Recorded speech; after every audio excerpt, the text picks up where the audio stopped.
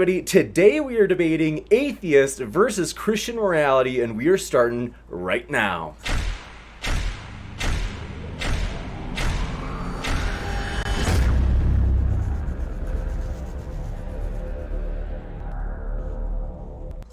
Ladies and gentlemen, thrilled to have you here for another epic debate, as today we have two guests with us ready to get down on the mat and wrestle through the issues. It's going to be a fun one, folks. Want to let you know first, if it's your first time here, consider hitting that subscribe button, as this is the first of many more, well, it's not the first, it's like the 281st debate of many more debates to come. It's going to be a lot of fun.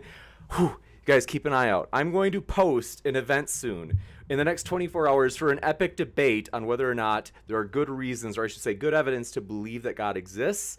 In the next 24 hours, that event will pop up as we are like on the verge of confirming an epic debate of grand proportions. So that's one that you don't want to miss. So that's one reason. Hit that old subscribe and little bell notification, and then you'll see Destiny versus Vosh is coming up next month. That'll be live and in person. If this is your, or I should say, if this is your first time here as well, if you have a question, fire it into the old live chat during the discussion, and then I will read those off, or at least as many as we can get to, during the Q&A session at the end. Want to let you know that both of our speakers are linked in the description. I've put their links for you, so that if you're like, I like that, I like what I'm hearing, well, you can hear more by clicking on those links below.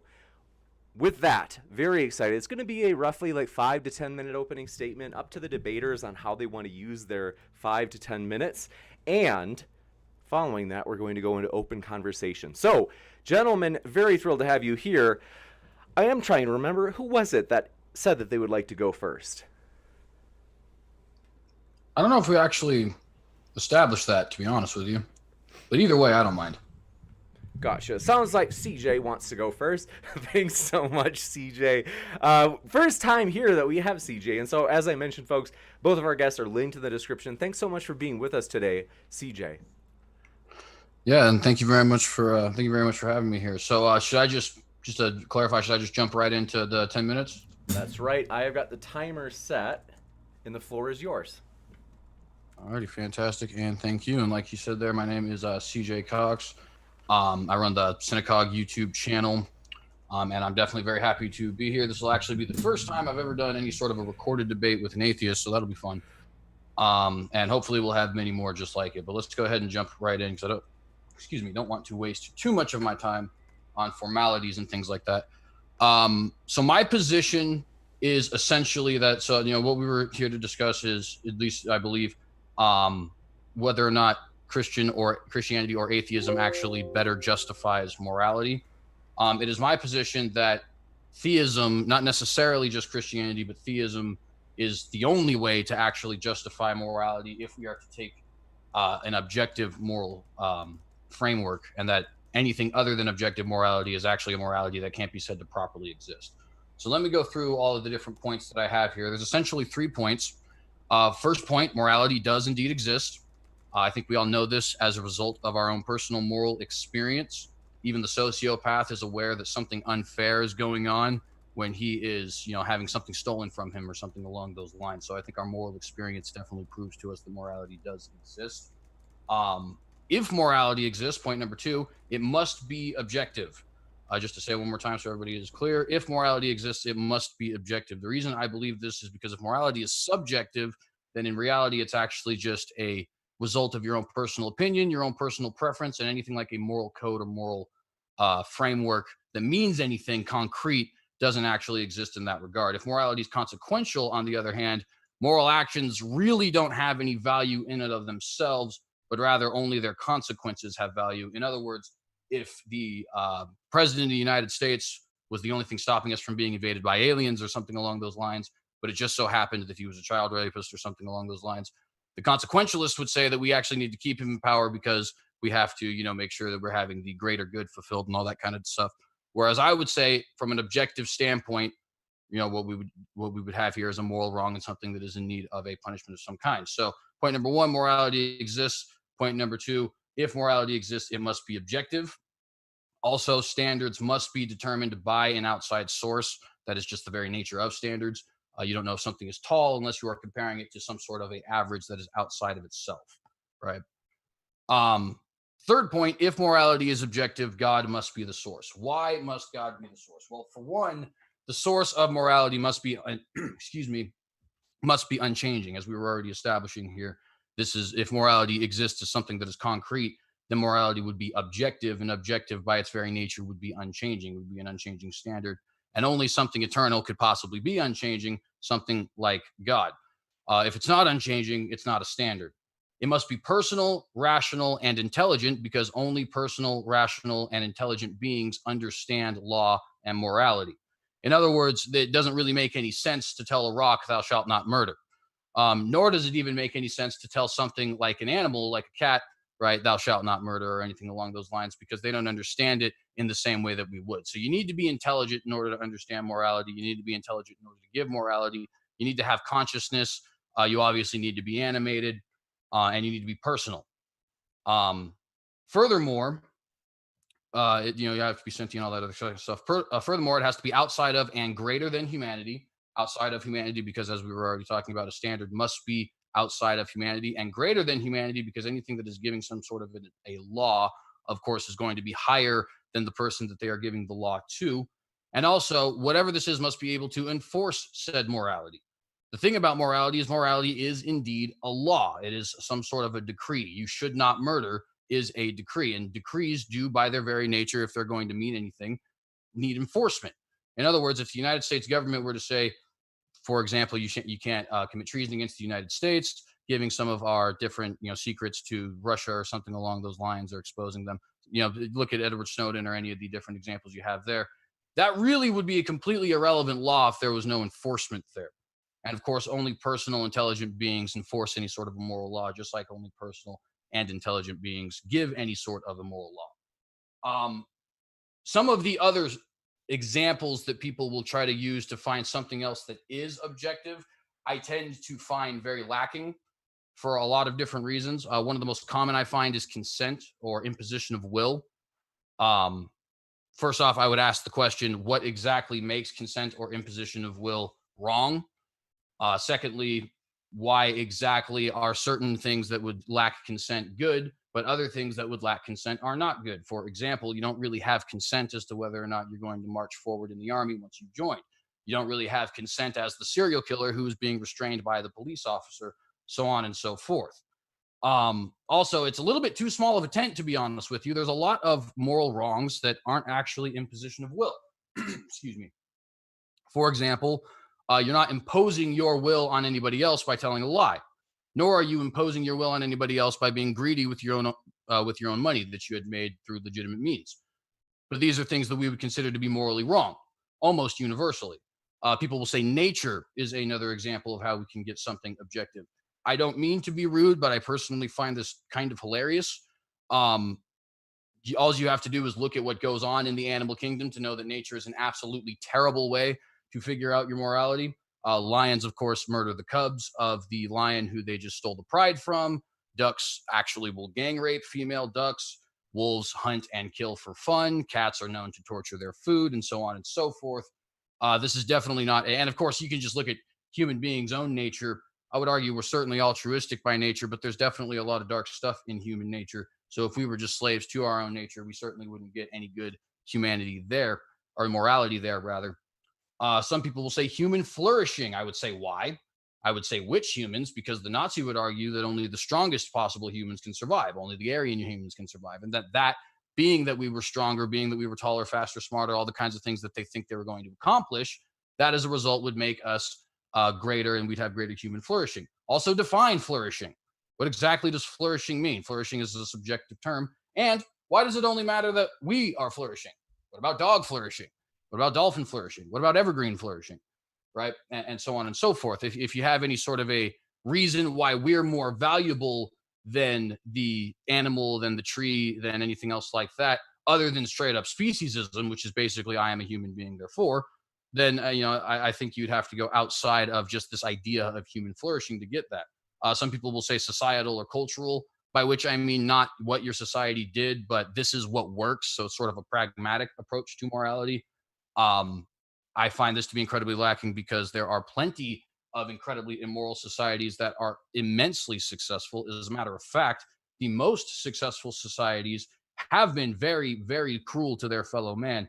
We, of course, have empires all littered all throughout human history, whether it's the Macedonians or the Persians or the Mongolians or etc., the Romans or etc., right? And even countries like the United States, believe me, I'm very patriotic, but it's not like we didn't committed a genocide against Native Americans and have a horrendous slave trade and things like that in order to get where we were. There were other good things that led to that, but there were other good things that led to that in all these other societies as well. However, fact still remains, what works tends to actually not be very moral. It usually is quite ruthless and cruel.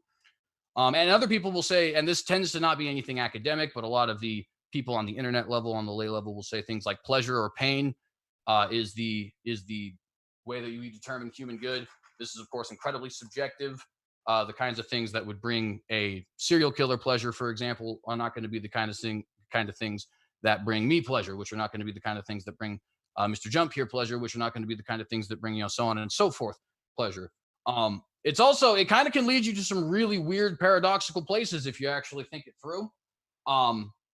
For example, you could argue that if pleasure is the ultimate good, then taking away somebody's ability to have pleasure would be a moral wrong. And then you get into weird consent issues with violence and sex and things like that. It's also immensely unhealthy. Let's be perfectly clear. The vast majority of things that are actually quite pleasurable are not healthy at all. I think we just have to take a look at Big Macs in order to prove that. And it's just definitively wrong. We know that many painful things like working out and childbirth are actually very good. And we also know that many pleasurable things like heroin and sadomasochism are very bad. So when you go through all the different things that people tend to present as a way to ground an objective morality outside of God, they're always very lacking in many different ways, and even in ways that I have not mentioned here today. So again, my argument would be, number one, morality does exist. Number two, if morality exists, in order for it to mean anything, it would actually be objective. And number three, if morality is objective, it has to come from an outside source, namely a God of some kind. And that would be the basics of my point. You bet. Just in time. Thanks so much. We really appreciate that from CJ. And by the way, folks, if you were here on Friday and that stream that almost happened Friday during the day, that was CJ, who's been extremely gracious, and Tom has as well, as we had a dropped one there, but we are stoked to have it right now. We are going to hand it over to Tom. The timer is set. The floor is all yours, Tom. All right, so the question tonight is what better explains or grounds objective morality, the theism or atheism? Well, theism doesn't ground objective morality at all. The idea of a God completely fails as a basis of objective morality. It can solve none of the philosophical problems. It has even more problems than any of the other proposed solutions in ethics. So even though my opponent is right that there are problems with many of the versions of morality presented by secular models, the God hypothesis is far worse. It has all of those problems and then more problems. Nothing about a God works as an objective basis of morality. It completely fails in every regard. And we can prove this pretty simply. If you have two universes, one with a God, one without a God, and in these universes a person kills another, they're immoral in both. So therefore you don't need a God. Deductive proof, argument over. God does nothing to ground morality. For morality to be objective, it has to be intrinsic to the action of the morality. So for example, if someone kills someone, that in action itself has to be intrinsically immoral, independent of any other source, including a God, for it to be objectively moral. If it's only immoral due to the existence of a God, that by definition makes it subjective. So a God by definition makes objective morality impossible. It can't act as a basis of objective morality.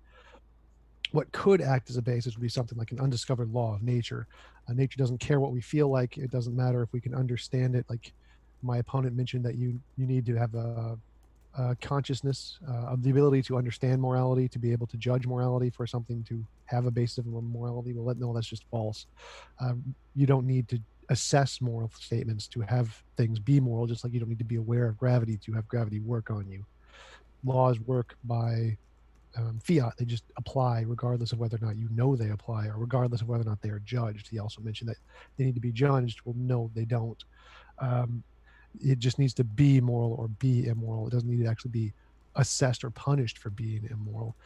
You mentioned the standard has to be unchanging. Well, that's not necessarily true. Gravity is objective, but gravity is also changing, so things can be objective and change. God, by definition, changes. You can just look at the Christian Bible, and he changes all the time. Specifically, says so. So the Christian God can't be that standard anyway by his own definition, because the Christian God is changing. He mentioned that morality can't exist and be subjective. That makes absolutely no sense at all. I mean, if evolution was true and morality is just a product of evolution and biology, well, then morality exists as a product of evolution, and it is subjective. So it can't exist and be subjective. It just would be subjective morality.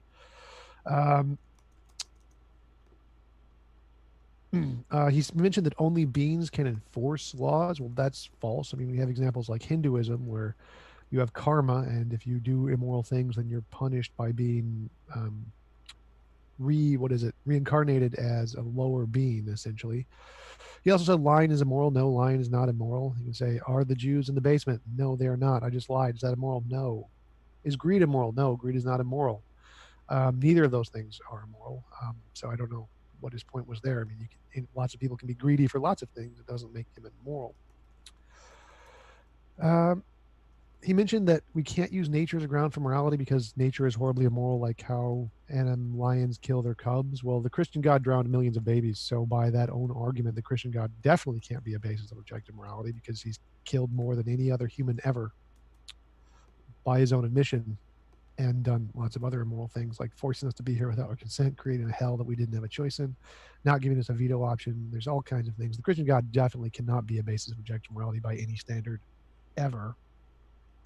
So by the topic of tonight's debate, the Christian God or theism cannot ever be a grounds of objective morality. It by definition invalidates objective morality. For something to be objectively immoral, you need it to be assessed independent of any other third party. It has to be, if you kill somebody, that's immoral because the action of killing is itself intrinsically immoral, regardless of a third party. Any addition of a third party like that, by definition, makes it subjective to that third party, invalidating the entire point of the debate, objective morality. So the only real contenders for objective morality are the secular models, such as utilitarianism, consequentialism, other kinds of models like my model of morality versus just the best of all possible worlds. Those kinds of abstract things apply independent of people, and they don't require a third party. They're just measurement assessments. And those can qualify as objective means of morality, or an undiscovered law of nature or something like that. God definitely cannot. And that's where I will conclude. Gotcha. Thank you very much, TJump. We will now go into the open discussion part. So if you have any questions, as mentioned, feel free to fire them into the live chat. It'll make it easier for me to see them if you tag me with an @ModernDayDebate. And also, if you want, Super Chat is an option. If you do Super Chat, it will put your question at the top of the list for the Q&A, and it also allows you to make a statement regardless of how provocative that might be. We even read Stephen Steen's. So, with that, gentlemen, the floor is yours. Thanks so much. All right, so you excuse me, you mentioned what essentially can be boiled down to the God's arbitrary argument, which is that God, by his very nature, if he's the one giving the morality, would be subjective, right? Because in other words, the morality is contingent upon his own decisions. But doesn't that assume a non-eternal and changing being? No. Why not? If you have two universes, one universe with the God and one universe without, and someone kills someone else in both universes, they're both equally wrong. Well, how do you know that, though? You've never been to a It's second. obvious. It's just intuitively obvious. Like I grant that your first statement that we understand objective morality is real due to our intuitions. We can intuitively look at these two universes and say, well, it's still wrong to kill somebody in the second universe with no God. I mean, if your position requires you to say, well, oh, no, it's not wrong to kill people in the second universe, well, because there's no God in it. So, I mean, your position is obviously intuitively wrong. Well, I think there's a few things that they're kind of different category areas here. First off, God would certainly not be within the confines of his own universe. But secondly, and much more importantly, you can do thought experiments to your own detriment sometimes. I think, for example, we could argue, well, what if the theory of gravity made it to where all planets had to be triangles? Well, yeah, what if? But that's not something that is within the confines of reason. In other words, if this universe required a God to create it, by definition, you couldn't have a second universe without a God. That's begging the question. It's irrelevant to the analogy. So the analogy is just an objective deductive argument. You don't get to refute it. It's like you have a universe with a God, universe without a God. You don't get to modify it. A person kills another person in each universe. But both are immoral. You don't get to try to impose your God on the other universe. You don't get to modify the analogy. It's an objective analogy. It's clearly, there's no logical contradiction in it. If there was, then you could object to it. But since there's not, you don't get to object to it. I'm sorry, can you repeat that last part one more time?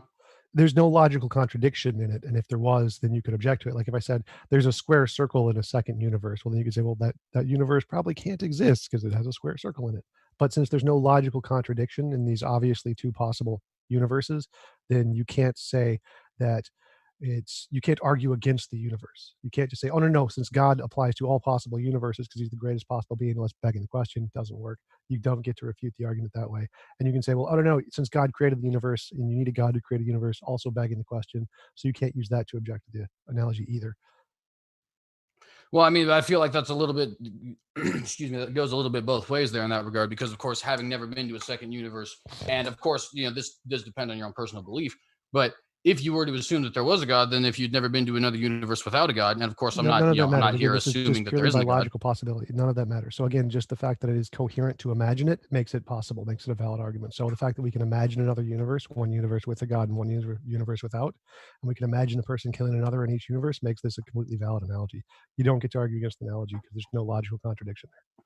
Well, that wouldn't make any sense, though. By the very definition, God has to be outside of a universe. That's again, that's your circular reasoning. So you don't get to apply your circular reasoning to the argument. So this applies. Well, no, but that's what I'm saying, though. If you have a God who's an eternal being, by his very definition, he has to be outside of time, space, and matter. That doesn't make you can't have a God that's in the confines of his own universe. To the analogy. So I can just grant whatever you want to define God as and say, okay, here's your God-created universe, and your God is outside of that universe, and whatever relationship you want between them, fine, you can have that.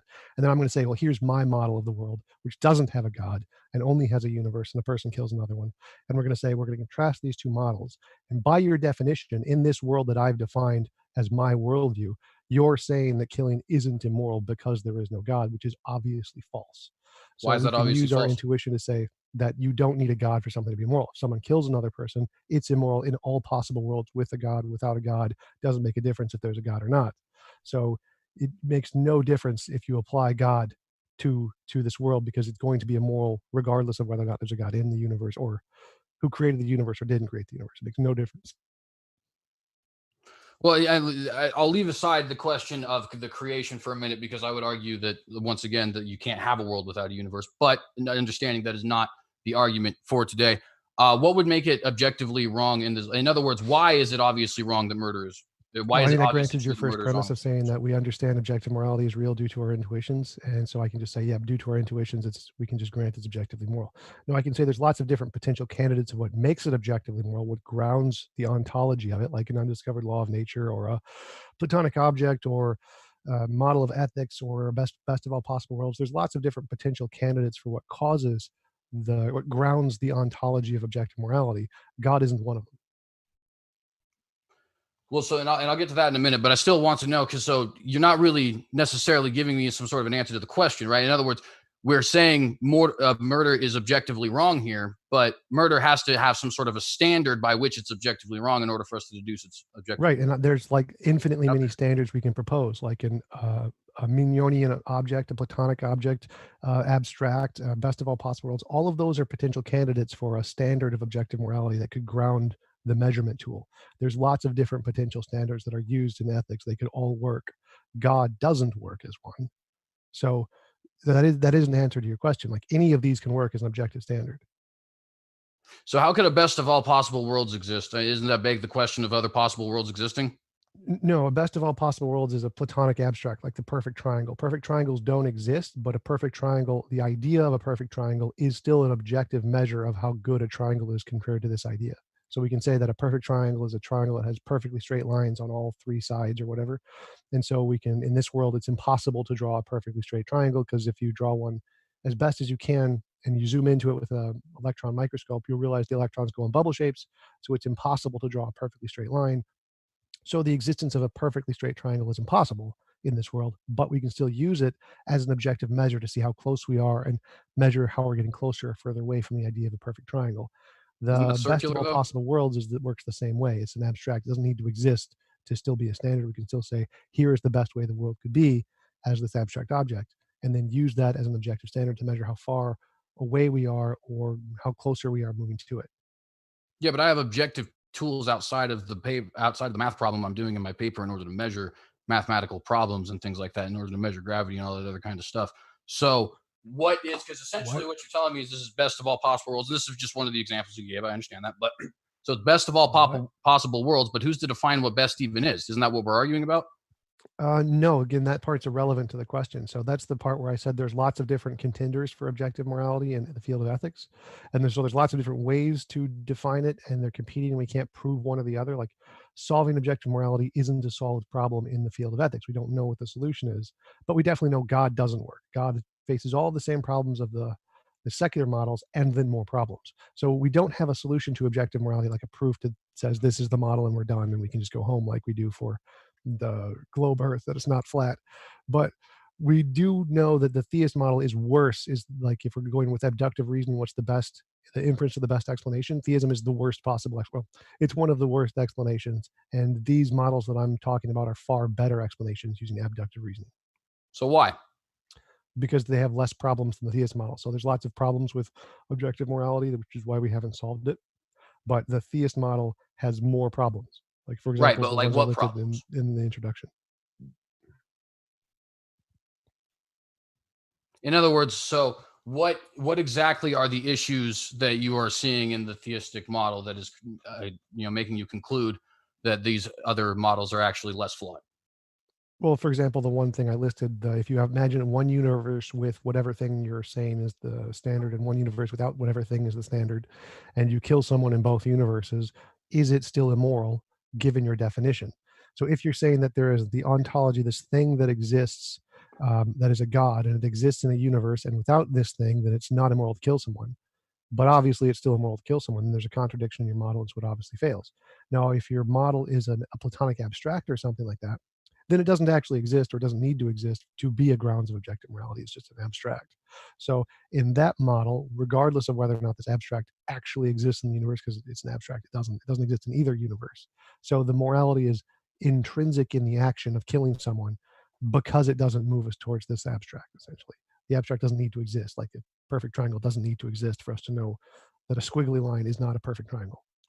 I mean, in this particular example, I would certainly argue that it does, though, because, and I understand that to a certain extent this begs the question, but I'm obviously not coming here assuming that God doesn't exist. Clearly, on my side, I assume God does exist, and I would make the point that we live in a universe where God does exist, and therefore could not possibly imagine a universe where He doesn't.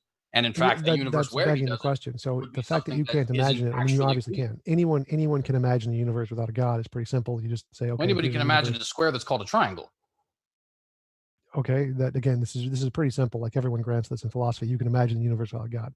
So anyone who just does to define God as anything that Yeah, but precedes my the point is universe. anyone can imagine anything. No, I can't imagine a square circle. I can't I imagine can the square imagine, root of a well, pork chop. I guess to a certain extent that's true, in the sense that like I've never seen it, but there are definitely plenty of things that I can imagine that aren't true. Like Right. I The can truth, imagine the a truth completely doesn't dormant matter universe here. that's Again, you're completely missing the dark, but point. You're that doesn't missing the mean that point. it Stop, happened. stop, stop, stop, stop. You're missing the point. It doesn't matter if it's true. All it needs to be is imaginable. If you can imagine it, then the argument works. That's all you need. It doesn't matter if it's true. It doesn't matter if there is a universe without a God or not. It makes no difference. That's If not true there though. is a There's entire universe, see there. Let me give you a perfect example as to how that can't possibly be true. There are entire fan fictions around certain fictional universes, right? Like Lord of the Rings, Star Wars, and stuff like that, where they go out and try to prove theories, film theory and all this kind of stuff, like MatPat and stuff like that. And they show very plainly how a bunch of things that these people came up with that they imagined don't actually work, right? Whether it's scientifically, whether it's because internal logic, whatever. So you can imagine a universe without God, but that assumes that a universe without God could possibly exist in the first place. yeah, which is obviously true. There's no logical contradiction. So if for there to be an objection, you have to find a logical contradiction, and there isn't one. So again, this analogy is flawless. You don't get to object to it. So you can imagine a universe. If there is a universe without a God, doesn't matter if it's possible or not in your worldview. It makes no difference. If there is a universe without a God and someone kills someone else in it, that action is still immoral. The reason your model is obviously wrong is because if there is a universe without a God and someone kills someone in it, by your definition, that isn't immoral. So there's a problem with your worldview. Your worldview doesn't work because for something to be an objective standard of morality, it has to apply to all possible cases of immoral actions. The action itself has to be immoral. Again, whether this is possible is irrelevant. It makes no difference at all. You just have to say, if there is a universe with no God, is it immoral to kill someone or not? Objecting and saying it's not possible is irrelevant. Well, I certainly would argue that it is relevant, but even continuing with the fact, the reason I would argue that it is relevant is because if you live in a universe where you are conceptualizing morals, right, in the way that we obviously are, right, then you live in a universe that by its very definition has morals. So any universe you are going to conclude exists will end up having morals, and it will end up having all the other different things that we actually have. For example, you can't imagine a world without logic. You can't imagine a world without reason. You can imagine some sorts of things that we have here. Like, for example, you said you can't imagine square circles and stuff like that, but you can't imagine worlds without consciousness, all that other kind of stuff.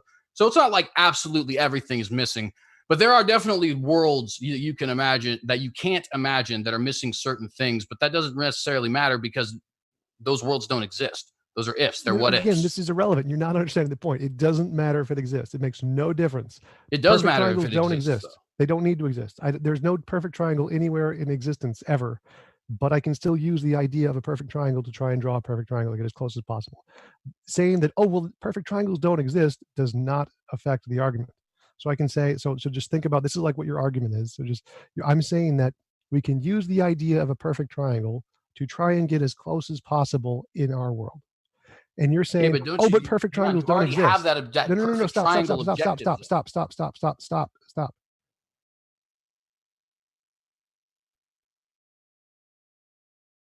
So again, CJ, your argument is saying, well, perfect triangles don't exist. I've never said perfect triangles exist. There's no part of my argument where perfect triangles exist as a premise. It doesn't matter if it exists or not. All it has to do is be an idea in our head. If it can be an idea in our head, the argument works. So you arguing that perfect triangles don't exist doesn't stop me from using the idea of a triangle to draw a triangle. So the same thing applies to morality. I can say, if you can imagine a world, a universe without a God, that's enough. It doesn't matter if it exists or not. And if in this universe you imagine a person killing another person, if that action is immoral, then your God model fails. I mean, so it doesn't make a difference whether this universe exists or not. It's totally irrelevant to the argument. Just like saying a perfect triangle doesn't exist. Like, great, it doesn't need to for the argument. See, but there's so many different things that are finding issue with that there. So first off, we do actually have pictures of quote unquote perfect triangles. They're at least as close as we could get. Now, obviously, they're not 100% perfect. We understand that it's impossible to get an actually 100% perfect triangle. Okay.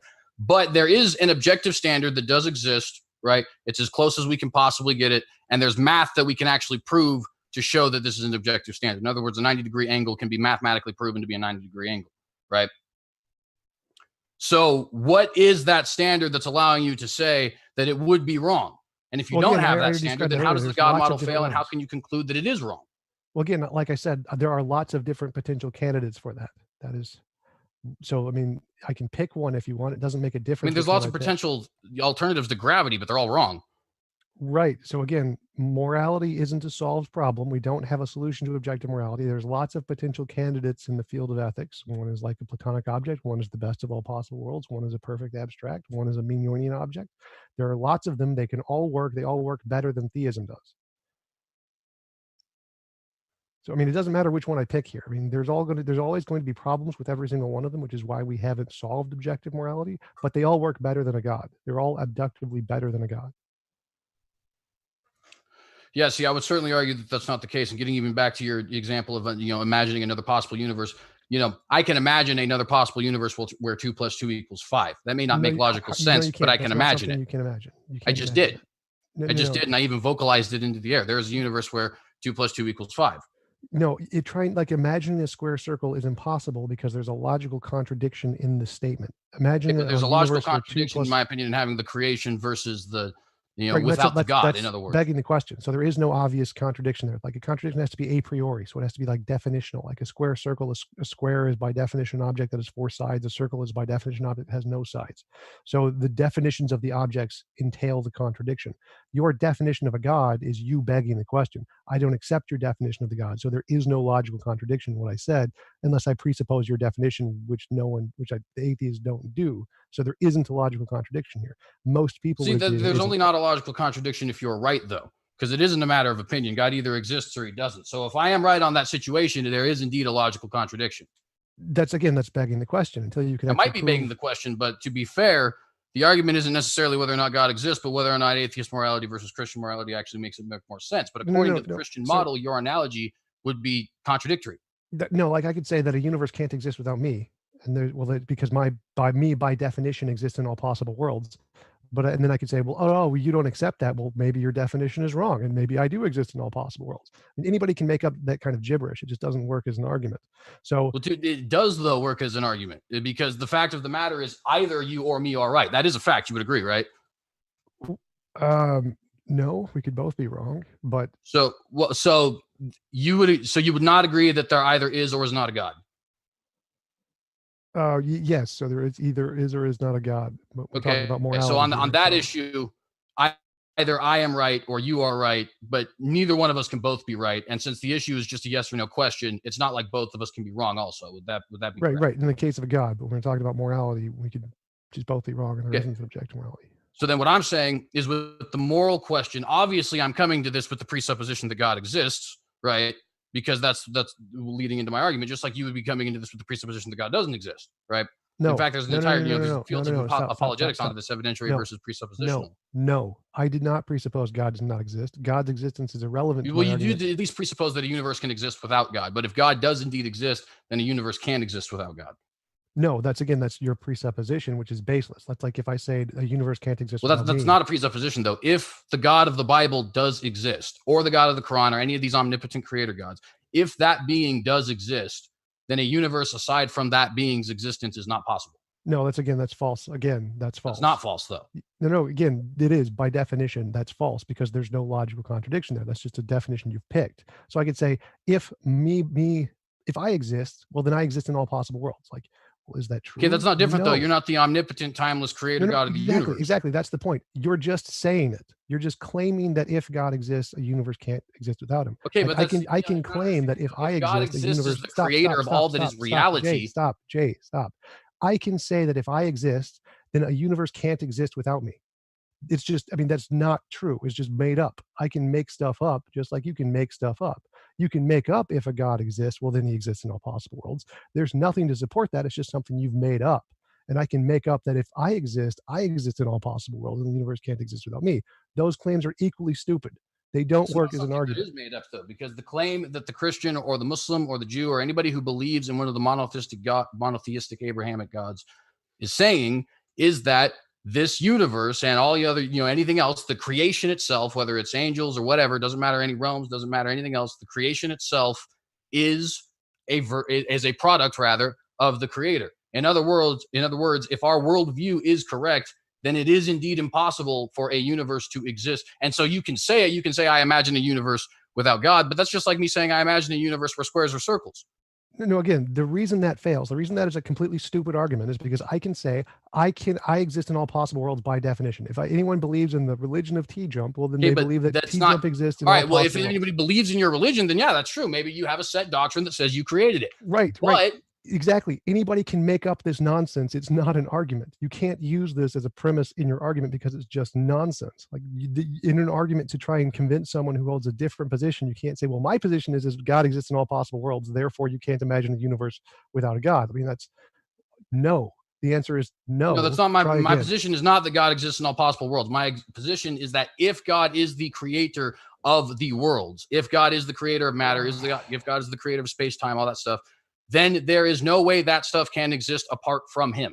Again, you're not understanding. Like if I was a flat earther and I'm trying to convince you the world is flat, I can't just say, well, I presuppose the world is flat. So you can't even imagine a world where you can't even imagine the world is round. That's not allowed in the argument. No. You can't do that because the world is flat and I've defined it as being flat. Therefore, you can't even imagine a world where it's round. That doesn't work. That's a stupid argument. You can't just impose your own presuppositions on the person you're talking with. It doesn't work that way. So when I say I imagine a universe with a God and a universe without a God, this is not, you don't get to object to this. This is the two worldviews. Okay, then I imagine a universe where 2 + 2 = 5. And again, that doesn't work. Again, that doesn't work because that's not imaginable. There's a logical contradiction there. My example. It's also a logical contradiction to have a universe without a God. No, there is no logical contradiction in my worldview. I see no logical contradiction. No atheist sees a logical contradiction. You've just assumed that. So I mean, you that's have perfectly fair. presupposed your But basically, worldview. in other words, I guess the main point of this, because we might just want to move on from this particular thing, but there's no way you'd ever convince a theist with that argument, I guess would be the point. Because if we are already agreeing that there is a creator God, then the idea of a universe apart from a creator God is, in fact, a logical contradiction.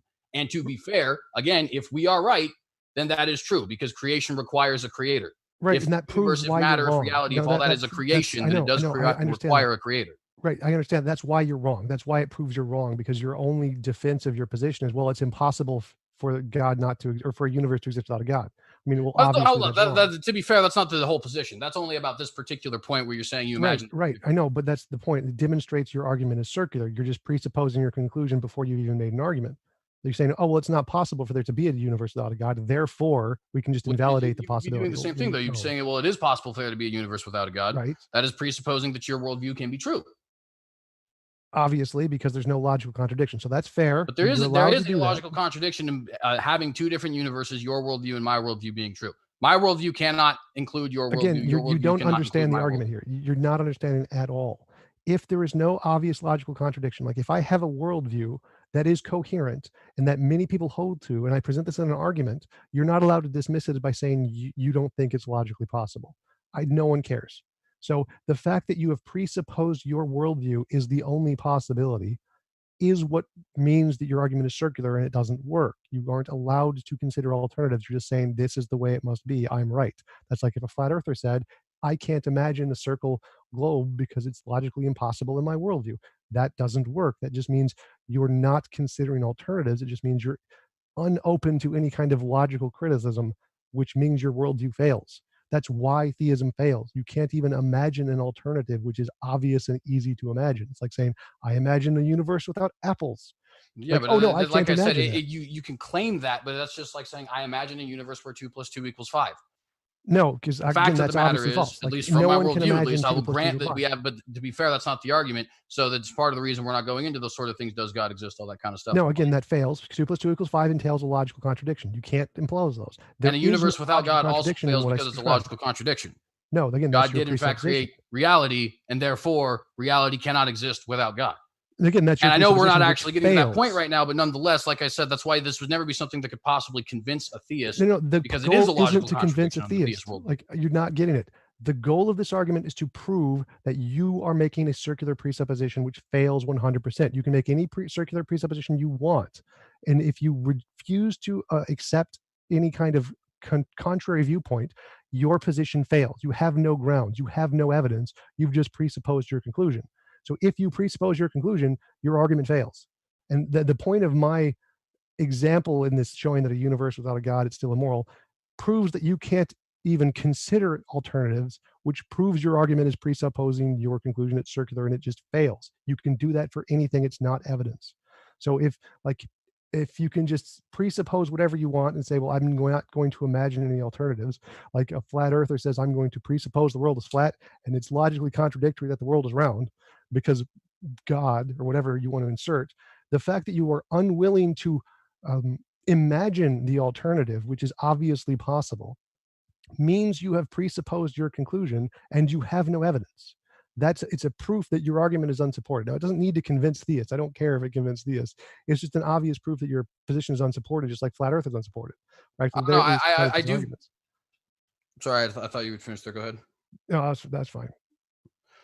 So I do find it interesting, definitely, that you would take a hypothetical, which is a thought experiment, which by its very definition could not possibly be a logical hypothetical, if indeed that you're wrong on the other question, which, to be fair, we're not arguing, saying that minus any sort of an objective standard that can be proven can still actually show us that morality is objective, and then somehow saying that the argument here that I'm bringing is a contradiction. I don't know. That seems kind of amazing to me, in my personal opinion.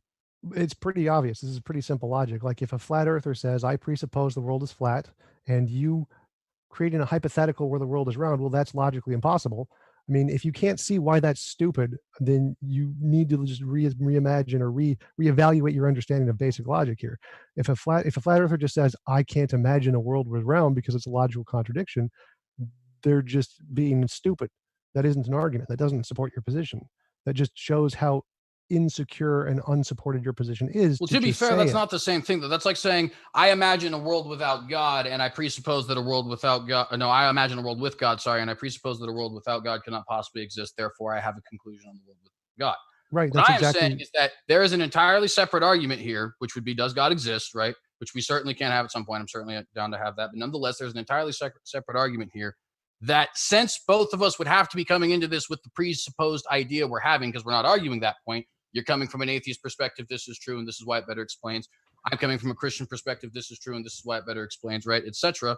Well, if indeed I am right and the Christian point of view is true, then that is a logical contradiction. It can't exist. And furthermore, I would just like to point out, since it's not something you've ever seen, you don't know for a fact that morality would exist the same way there. If we were to go to this hypothetical world without a God and somebody were to murder somebody, well, maybe the moral experience of the people who are living there are different. I mean, obviously, I just imagined that. And by your logic, if I can imagine it, it must be true. No, again, you don't understand the argument. This is very, very simple.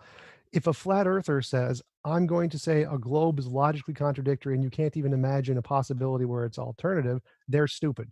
That's it. So if you say that it's impossible to imagine a world without a God, well, then your argument's just as stupid as a flat earther saying, well, the world can't possibly be a globe. Is it possible to have math without numbers? Math doesn't exist. Is it possible to have math without numbers? There was math without math numbers. without numbers. Yes, there was. In like cuneiform, there wasn't numbers. There was just slashes. So they didn't have values like 1, 2, and 3. No, those didn't exist until like I don't know, what was it, 1200s?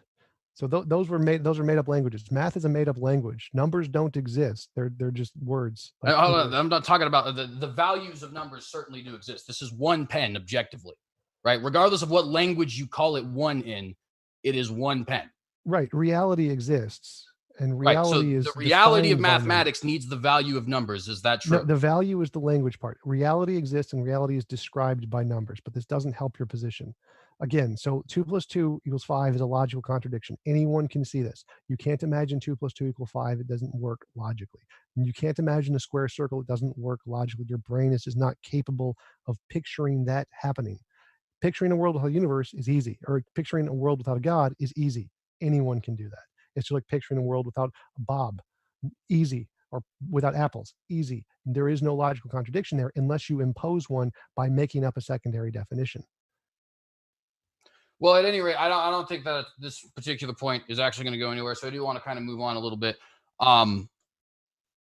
And like I said, if that's something that we want to come back to at a later date, we certainly can. But I think considering the fact that we're definitely going to have to be coming at this with our own presuppositions anyways. Well, no, there's no the nature of the argument. Again, so this has nothing to do with my worldview. You can imagine this just as like written on a sheet of paper. There's no presuppositions, no worldview in my argument at all. It takes nothing. It just takes a basic understanding of logic. By the theist worldview, in meaning if you don't have the theist worldview, you have a separate worldview you could make, right? By the theist worldview, creation can, and actually not even by the theist worldview, to be fair, creation can't exist without creator, period. That's not a worldview thing. That's just a matter of fact. But if reality is indeed a creation, then it can't exist without a creator. Right. So again, there is no argument here. So the point is, there's no worldview. So that a creator is required for creation. No. I'm talking about my position. My position does not entail a worldview. There is no worldview in my position. It's just basic logical fact. If you have it's not just a basic logical fact, though, because if you haven't proven that there isn't indeed a creation, right? Then it's not just a basic logical fact that it's not a creation. The reason I like this argument is because it shows how stupid your argument is. That's why I like bringing this up, because it just demonstrates how dumb your argument is. So I can say there is this thing called God and there's this thing called the universe, A and B. And logically, if A and B have separate properties, then they are not the same thing, because A = A, law of identity. So you have two things, the universe and a God. Take away the God, you get rid of A. You have B left, you have a universe without a God. Poof, done. Simple logical possibility.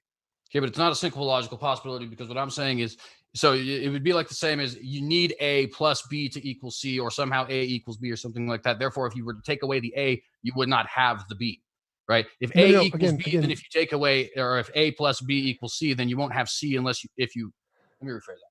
If A plus B equals C, that's not a logical contradiction, is where they're all entailed in the same thing. So you can't say, like, if you have A and B, like 2 and 2, or 2 + 2 = 5 or whatever. If you take away anything in 2 + 2 = 4, you don't get 4. It's not an option. You don't have to add in this other presupposition. It's just by definition. So that kind of presupposition doesn't work. Yours is just completely ad hoc. Like I can just say I exist in all possible worlds, okay?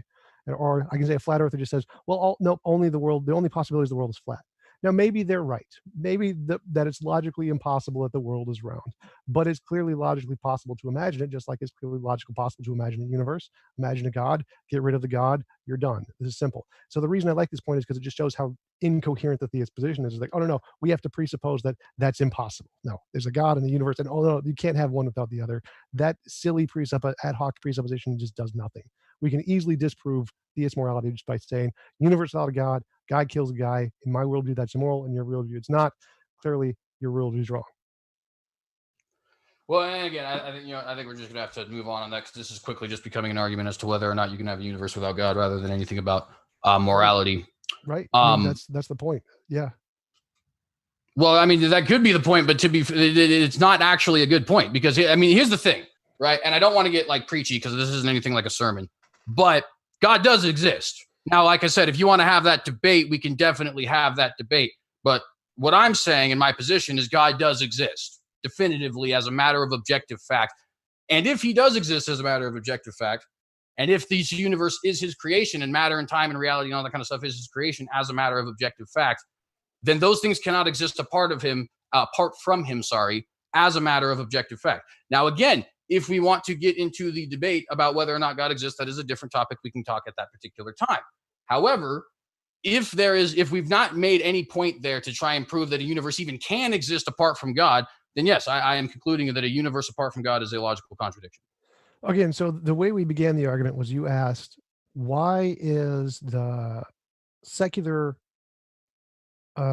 alternatives to objective morality, why are they objectively better explanations than the God hypothesis? And the proof of that is that with the God hypothesis, if you have these two universes, in this second universe, the killing the guy in the universe without a God isn't immoral in your worldview. So this proves that your model is inferior abductively to the other models. Now, it doesn't matter. I can just grant, let's just say we're both theists talking in heaven and where God's like right next to us. We can just grant God is real.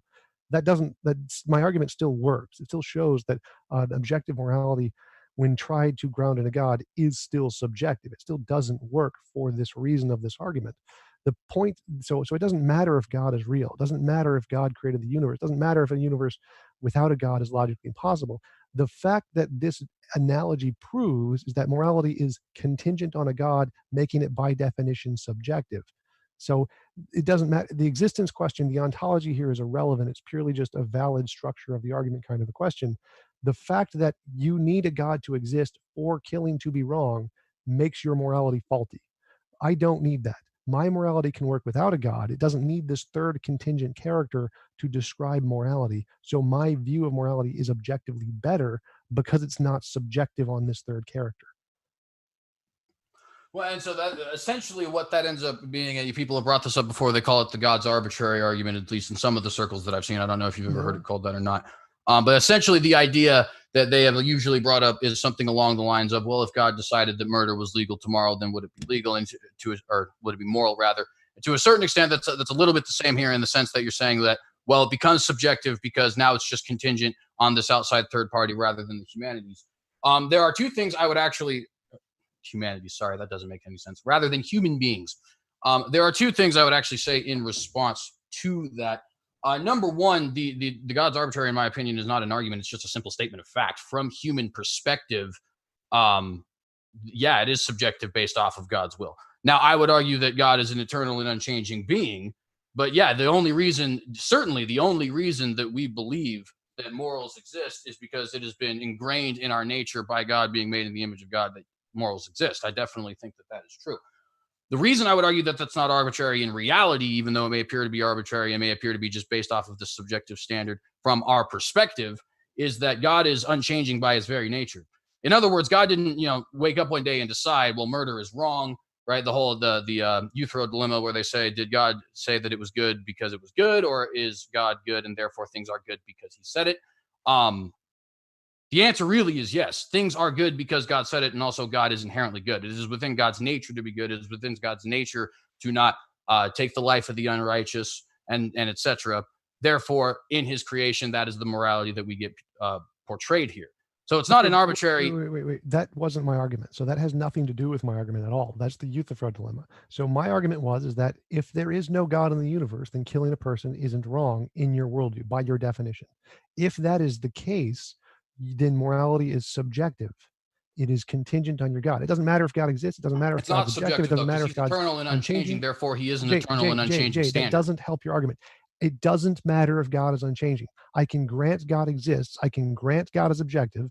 And it's still the case that if killing a person in a universe without a God isn't immoral in your worldview, then that means that the morality is contingent on your God. So it's subjective. Doesn't matter if God's unchanging. Doesn't matter if God exists. Doesn't matter if it's possible for a universe to exist without a God. It's still, the morality is contingent on your God, making it subjective. So it doesn't work. It fails as a model of objective morality because there can be the killing isn't inherently wrong in and of itself. It's the God that makes the wrongness and the rightness. Okay, but killing is inherently wrong in and of itself. But it's only wrong inherently in and of itself because we exist in a universe where God exists. That's part of the reason why I ask about the standard. If you're going to replace the objective standard, you just contradicted yourself. You said morality or killing is inherently wrong, and then you said killing is not inherently wrong because it has this other contingent factor. No, I said killing is inherently wrong because we exist in a universe. That's a contradiction. That's a contradiction. So it can't be inherent. Inherent means there is no third party. So inherent means it's just an intrinsic part of the thing. So if killing isn't intrinsically wrong, that means God is irrelevant to the question. You can't say because. Because is a contradiction with the inherently. Inherently means there is no because, it's just a part of the thing.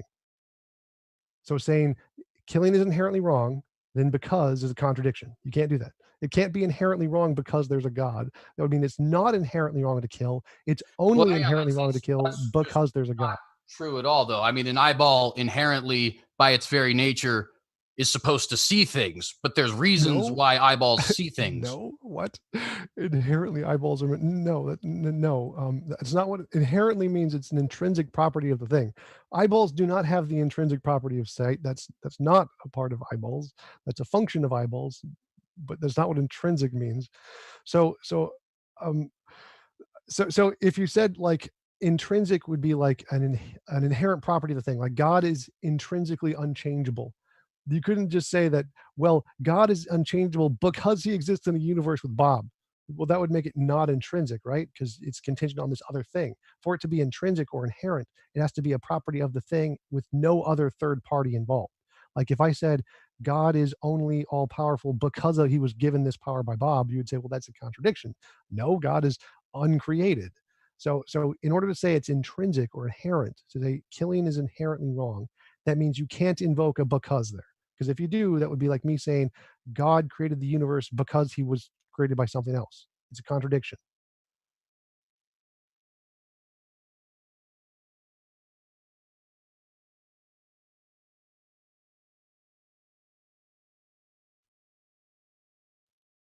Yeah, I'm ready for the Okay. Q&A. All right. Well, so I guess I got thrown off my train of thought there a little bit. Would you repeat the last part there of the argument, please, Mr. Jump? Right. So if you say something is inherently wrong, or like if killing is inherently immoral, that would be like saying God is inherently all powerful. And if I said God is inherently all powerful because he was created by a different being, like the super God or whatever, you would say that's a contradiction, right? Like, no, because all powerful means he wasn't created. It inherently means it's just a part of who he is intrinsically. You can't say it's inherent and then say because something else did it. That's a contradiction. If it's inherent in God, that means it wasn't done by something else. It's just an intrinsic part of God, right? You follow? Well, I guess in that particular point, that does have a lot to do with the worldview itself, and I will definitely grant that, because obviously, from my point of view, God would be the very designer of the nature. And I guess to an extent, that would be another one of those, well, that's something that's assumed on your worldview. So no, this has nothing to do with, again, so don't ever say my worldview, because I've never brought my worldview. I'm saying my worldview. I'm saying on my worldview, it would obviously be assumed that people's nature is designed by God. Right. But what I would argue is that's not the point of the argument. So the point of the argument is the definition of the word inherent. The definition of the word inherent means it's a part of the thing fundamentally. So it is inherent that God is all powerful in your worldview. But it would be a contradiction if I said it's inherent that God is all powerful because he was created by a different thing. That would be a contradiction, because then it wouldn't be inherent anymore. Then it would be a property given by something else. Inherent means it's not a property given by something else. It's intrinsic to the being. So if you say morality is inherently wrong, or it's inherently wrong to kill, you cannot say it's inherently wrong to kill because someone else says so. That's a contradiction. Just like if I said God is inherently all powerful because he was given the property by some other being. Do you understand that the word inherently means it is just the thing, it's a property of the thing in and of itself with no third party? Well, yeah, so I understand that, but what I'm saying is that is that we live in the world that we live in, and if this world is created by God, which of course, like I said, I grant that this is something that is a little bit presuppositional in that particular regard. But the intrinsicness, I guess if there's a different word to find there, then so be it. Would definitely be dependent on God. What I would say, I guess that would push it over to the highest standard. So then what does God get his morality from? Well, God inherently is good, rather. Let me rephrase it. Yeah, God inherently is Pause right there. So in other yes. words, the objective morality would exist, but I wait, guess wait, by wait. what you you got do, it. You just got let it him right finish there. his thought. You just said my argument. So I want to just clear up that one point. You said that if God exists, so then that morality is only true because we live in a universe with God, which means morality isn't intrinsic. It is not intrinsically wrong to kill. It's only wrong to kill because we live in a universe with God, which means morality isn't intrinsic. It is not intrinsically wrong to kill. It's only contingently wrong to kill because we live in a universe with a God. That's the whole point, is that in your model, there isn't an intrinsic morality. It can't be objective. It can't be inherent because it's all contingent on being in a universe with that God. It doesn't matter if it's true. It doesn't matter if God exists. I can just grant that. I can just grant God is unchanging. I can grant every part of your worldview and just say, okay, your worldview is true and we live in a universe with God. In that case, the only reason it's wrong to kill is because we live in a universe with God, which by definition means it's not inherently wrong to kill. It's contingently wrong to kill because we're in a universe with a God. That third factor is the problem. That's why objective morality doesn't work on theism. We are gonna, if it's okay with us, giving Tom the last word, just because we had let you start, CJ. And with that, thanks so much for all of your questions, folks. We're gonna jump right into it. So appreciate Andrew Hanselman. Thanks for your super chat. He said, pre-show loot. Appreciate that. Thanks for your support of the channel. Steven Steen, thanks for your super chat, who said, that sexy clam chair is the alpha of the debate. It is. It's like we get to see Tom riding a clamshell every night. Terrific. Michael, the Canadian atheist, who will be on tomorrow with TJump's father, Darth Dawkins. Thanks for your super chat from Michael. He said, get spicy, Steven Steen. Okay. Genius Tracks, thanks for your super chat. They said, CJ, the animal kingdom without humans are not intelligent enough to maximize their community's well-being with cause and effect analysis like we are. Okay, but the animals don't have morality, so that's completely irrelevant. We can maximize their well-being, right? So why is it wrong? Why is it not wrong for us not to maximize their well-being? I don't care if they maximize their own well-being. We are intelligent enough to defend the lower life forms on the food chain. What my point there is why is it human flourishing? That is the point. Why, if humans have the capability, can't they make animals or dolphins or ants or mosquitoes flourish or whatever it happens to be? Gotcha. Thanks very much. Next up, Steven Steen, thanks for your other super chat. He said, Tom's chair gave me STDs. Thanks. It takes a lot of courage to admit that, Steven. Thank you. Tioga, thanks for your super chat. She said, James, in capital letters, thanks for your kind call out there. Shout out. Stupid Horror Energy, thanks for your super chat. She says, how does God act outside of time if there is no before, now, or later? So I will admit that is a question I personally don't have a direct answer to. I kind of go back and forth with the whole presuppositional kind of thing, which ends up, having a lot of the same questions as how does God act outside of time. But I will admit that's one of the questions that I will leave to apologists a little bit wiser than me. Gotcha. Thanks so much. Labzor, hopefully I'm saying that right. Thanks for your super chat. They said, if we grant the axiom of both sides, that God exists for the theist and intuition for the atheist, how was the Christian side more illogical? I think that's a question for you, Tom. What was the question? What was the question? They asked, if we grant the axiom of both sides, that God exists for the theist and intuition exists for the atheist, how is the Christian side more illogical? I'm not sure I understand the question, because in both of our worldviews, the way we know about morality is because of our intuition. So it's not saying that that our intuition is the same as the God. That's the intuition exists in both. The reason the theistic model is less plausible than the atheist models is because it makes morality contingent on the God. If killing someone in a universe without a God isn't wrong because there's no God in it, then your worldview is wrong. It's just obviously wrong. Like killing someone in any universe with or without a God is always going to be wrong because it's intrinsic. It's inherent to the action of killing. So if it's only wrong because there's a God, well, then there's a problem with the view of morality, and so it doesn't work. That's why the theistic model is wrong, is because it's contingent on this other thing that doesn't need to be there for any reason.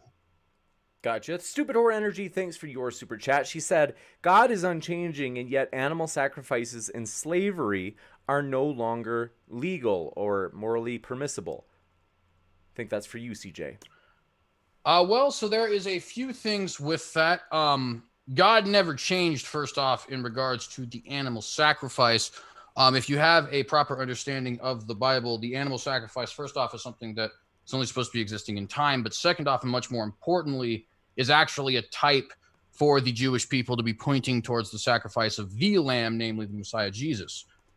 So it's more of a teaching mechanism for humans that only exists in time rather than something akin to an actual change. As far as the second point, what was that again? Sorry.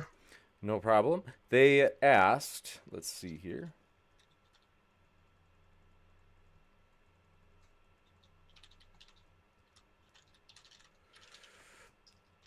She said, God is unchanging, yet animal sacrifices and slavery are no longer morally permissible. Okay, so on the second point, slavery, if it is practiced as defined in the Bible by the Hebrew scriptures, has never been repudiated.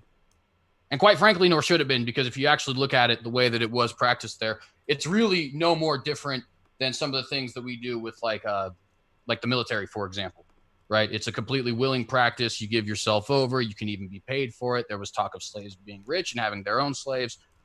So that actually never was repudiated. Gotcha. Thanks for your super chat from our next guest who said, Philip, good to see you, Philip. He asks, for CJ Cox, if we grant that God exists, what would happen if God was apathetic about morality? How would you expect humans to behave as a result? I think we would behave very apathetically in this hypothetical, provided that he does some of the same things he does with us, for example, making us in his image, and we'd certainly be pretty apathetic. To kind of give you a real world example of, what all of these questions, because people will say, well, what if God this and what if God that in regards to divine command theory, which I certainly am a divine command theorist. Islam is a religion which teaches, as far as the nature of God and the nature of morality, basically the exact same thing that mine does, but the moral rules are different. If Islam is true, I am sorry to everybody who disagrees, but marrying 6-year-olds and committing jihad are in fact morally permissible and sometimes even morally required things. And there's absolutely nothing that we can do about that, right? Whether or not humans are supposed to act that way, in your own personal opinion, is irrelevant, because if Islam exists and the Allah of the Quran actually created the world, then that is what is the case. Now, I don't believe that. I believe instead that, the Bible is true. So you turn the other cheek to your enemies. You win them through preaching the gospel, other things like that. But the fact of the matter is if I'm wrong about that and Islam is true, then the laws that God said were moral are in fact true. So, in a sense, that's just kind of, we can argue all day, well, what if this and what if that, as far as, what if God had laid out these rules? But whatever the rules are, If those were the rules that he had laid out at the beginning of time, because that was what was in his nature to do, then those would be the morals that we would have to abide by.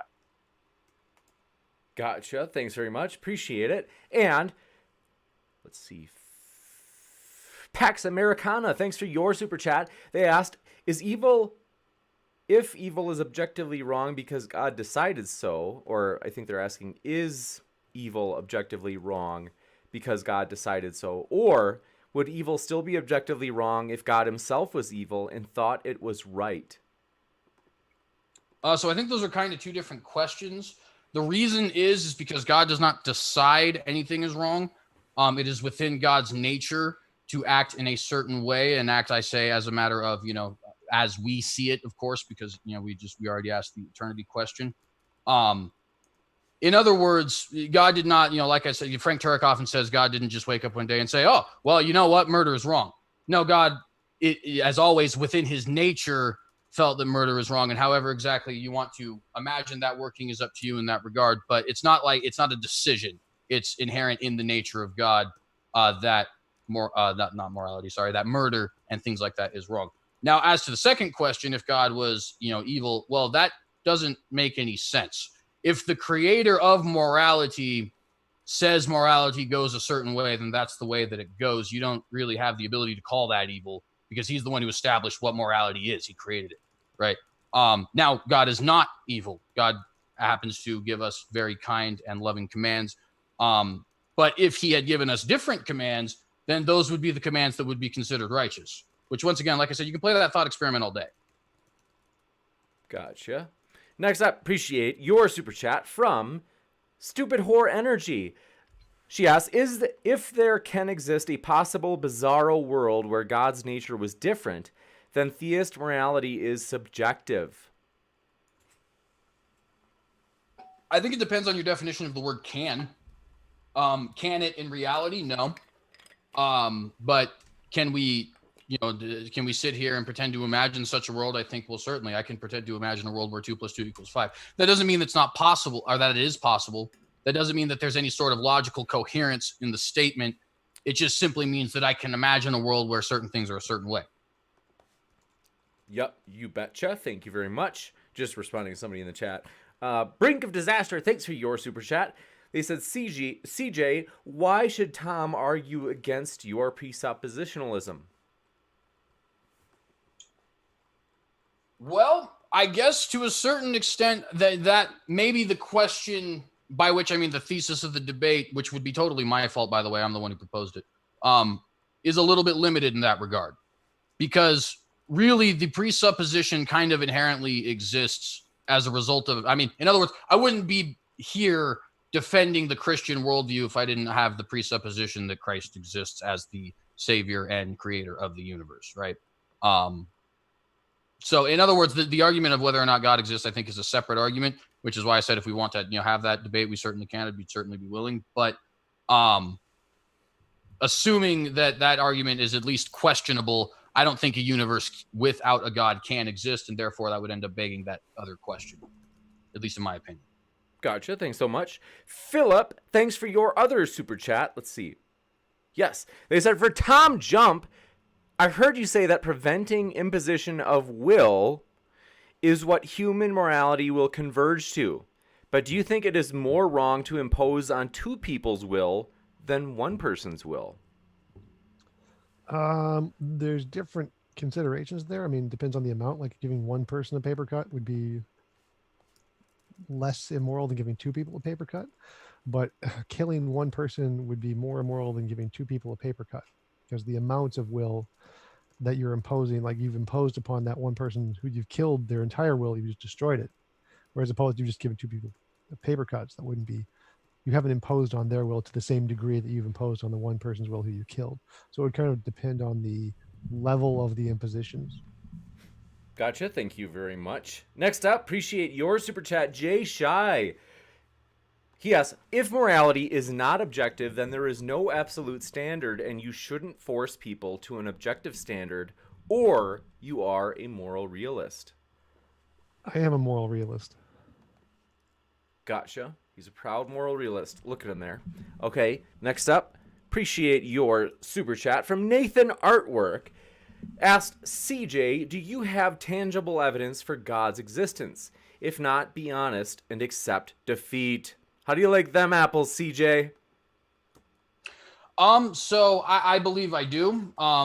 For example, I believe that there is, and I'd have to, list through them, so I can't really give the evidences with them. That's, of course, an entire argument in of itself, but I believe the fine-tuning argument is solid evidence for God. I believe I believe it's pronounced kalam, cosmological argument is good evidence for God. I believe there is incredibly solid evidence for God from prophecy, as in prophecy in the Bible, which would be even specific, right? In other words, that's not evidence for a general theistic or deistic God, but actually evidence for my God in particular. I think there's good evidence to believe the resurrection. I think morality is good evidence to believe God exists. I think reason is good evidence to believe God exists, and so on and so forth. So I guess to a certain extent, evidence is in the eyes of the beholder. But I think there are certainly some very objectively solid reasons to believe that specifically the Christian God exists. Gotcha. Thank you very much. Next up, I think we can get to some of the standard questions as well. They and them in all caps. Thanks for your question. They just asked, or I should say, this is actually earlier in the debate, just for context. They said, is it possible that organized religion is man's corruption of true faith? I would actually agree to an extent, and I know that may come as a shock, but I think if you look at the Bible, the organization as we understand it today is definitely not something that Jesus had ever taught. It is certainly something that was taught in the Old Testament, but once again, that is only as a means to an end. It's almost like a very elongated parable. But very clearly, anybody who met the qualifications of an overseer, which, husband of one wife, somebody who's not quick to quarrel, things like that, they could be a pastor, and you didn't have to get some dogmatic decree from a pope or sign a membership card or anything like that. In fact, that's precisely what got Jesus killed, is that he didn't fit the status quo. So I would actually completely agree with that point. And if you want to add anything to TJump, I wonder if that might have been for you also. What was the question? They asked, is it possible that organized religion is man's corruption of true faith? I don't know what true faith is. I mean, I usually take the atheist definition that faith is by definition the belief of something without any evidence. So I don't know what true faith means exactly. Gotcha. Thanks for your question. Kill a Doggy 1. Appreciate it. They asked, CJ, do you think it's important to make people feel guilty for behaving immorally? Yeah, definitely. Actually, in fact, I would argue we have this sort of cultural disapproval of shame. Shame is definitely a useful emotion, and it's something that all human beings should feel at least 100 times in their lifetime. The fact of the matter is, I think unless you feel guilty about something, there's no way to change it, for one. And for two, and I know this isn't directly related to the question, but I would argue that the punishment of evil in and of itself is a moral good. So regardless of what form we believe that punishment should take, maybe it's making people feel guilty, maybe some people think it's stoning, maybe it's everything in between, like a prison or whatever. That's not really relevant, but I do think the punishment of evil is definitely in and of itself a good thing. Gotcha. Thanks very much. And John Robertson, thanks for your question. Try to get a question in for TJump. Asked for TJump. Why should one promote or preserve universal well-being? Well, I believe there's an objective morality. I believe there's a best of all possible worlds. So I think that we should pursue trying to get to that best of all possible worlds. I don't agree with the well-being model, Sam Harris's well-being model. I think that if people want to end their life, they should have the freedom to do so regardless of their well-being. I think that if they want to drink alcohol till they die, they should have that choice and we shouldn't stop them. So I don't agree with the well-being model. I think that, like human well-being, it may be the case that if we stop reproducing, then all humans will die off and that'll be bad for the well-being of humanity. But people should have the freedom to choose to do that if they want. So I disagree with the well-being model. I think that freedom of choice supersedes well-being. Gotcha. Thanks for your super chat. Brink of Disaster just fired it in. They asked, CJ, is slavery as commanded by God in Leviticus 25, quote, Your male and female slaves are to come from the nations around you. From them you may buy slaves. Is that the same as the military, and is it moral? So it is not the exact same as the military in the sense that they are one and the exact same thing. Clearly, there is some nuanced difference. But it is certainly the same thing in the sense that it is a willing endeavor that you sell yourself into that has certain rules and parameter around it, and that you essentially become the pawn of something that has greater authority than you. In other words, you don't have the opportunity once you've joined the military. You don't have the opportunity to now say no. Right. Some militaries actually used to even kill you for such a thing, which I'm not necessarily saying I agree with. But the point being, right, that's not something that you don't all of a sudden have the right to start disobeying orders and things like that once you join the military. And for those of you who would say, well, what about certain situations like prisoners of war? Well, there is the draft. So it's not like the military is always a willing endeavor either. As to the second question, is it moral? Absolutely. Absolutely. I think it's even a net benefit for society. I have a video on that if anybody's interested. If not, shameless promotion of my videos aside.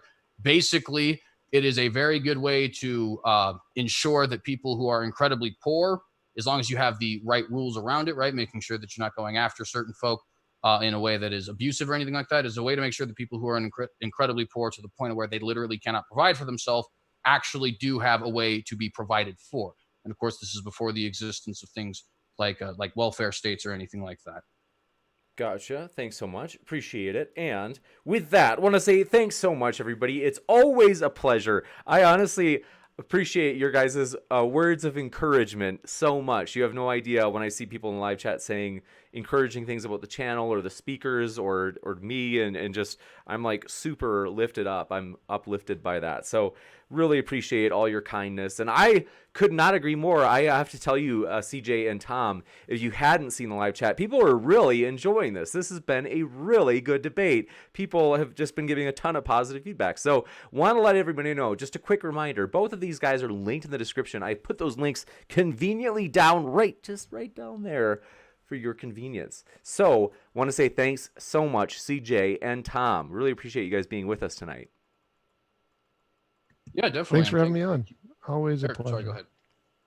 Absolutely. And tomorrow, Michael, the Canadian atheist, takes on Darth Dawkins, now known as Duncan Atheism, aka Tom's dad. Really big one, very exciting. And then TJump, we can't get rid of this guy. He's going to be back debating the definition of atheism. We haven't had that for a long time. That's going to be with Benjamin Blake Speed. That's going to be a lot of fun. Then we have a triple threat on Thursday. No joke. Communism. We have a communist. It's the first time we found a communist.